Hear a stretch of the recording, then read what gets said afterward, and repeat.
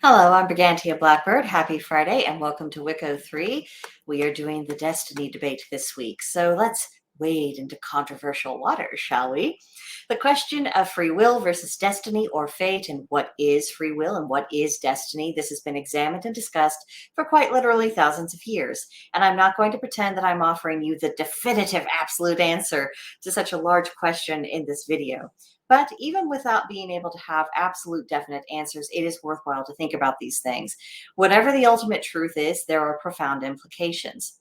If there is no free will, then there can be no responsibility and therefore no motivation to achieve. You'll see that apathy manifested in people's behavior when they do believe themselves to be powerless, even if they can't or they won't articulate it. And if there is free will, then that raises the question of why aren't we always successful in achieving our ends, as well as why our personal willpower alone isn't always enough to win the day. Why are we still subject to external forces, at least to an extent? And if destiny and free will are just opposite ends on the same scale, much like order and chaos, how much of a relationship do these things have with each other? And then we have the murky territory to explore of just what would that relationship be? How do these things interact? And what does that mean for our lives, particularly for us as practitioners? This topic is a very close cousin to the perennial argument of nature versus nurture. Just how much of who we are is innate, and how much of it was influenced by our environment and people around us, and how much was consciously and deliberately chosen. Is the percentage of this universal among all people and all things, or does it vary? And if it does vary, what is the catalyst that makes the difference? A frequent example of this is that when you have people who are being compared to individuals, very similar circumstances and background, but then they go on to experience very different outcomes in life.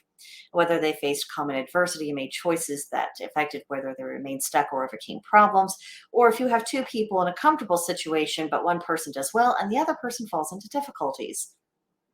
Sometimes the different outcomes are attributed to individual temperament, but to what degree is temperament predetermined by genetics or other social factors? Sometimes these different outcomes are chalked up to belief systems, and of course, some ideas are more likely to yield good outcomes, which is a fair point. But the beliefs people subscribe to often have more to do with how they were raised, what they were taught, or what feels right, rather than a sober and an academic examination of philosophy. No matter how this question is approached, we are still left with that pesky undercurrent of whether we are governed by fate or by free will. Even if we look to the natural physical world for clues, we discover both orderly predictability, even in the stars, while simultaneously also finding abject chaos, particularly at the quantum level. Observing the world around us and gaining life experience, it gives each of us ample opportunity to see examples of what might be described as predestination, as well as examples of the power of actually making choices. There are times when nature or fate seems to have a very firm upper hand on what takes place. And then there are other times when the consequences of nurture and free will result in the completely unexpected. Perhaps this contemplation is less about us arriving at a very firm conclusion and more about we need to make sure that we're doing our own part. Actions do shape fate, and our own energy and will interact with a greater web of existence. Another benefit to considering the question is that it will affect our own decisions of when we should intervene, magically, mundanely, or both, and when we should leave well enough alone. Sometimes we will see someone fall, hit rock bottom, and yet we will instinctively feel that that experience they're having is not something that person should be saved from, but it's a necessary part of their lives and their fate that they have to experience before they can go on to the next chapter, hopefully after learning their lesson. The debate of destiny versus free will isn't an empty philosophical exercise. This isn't just academic.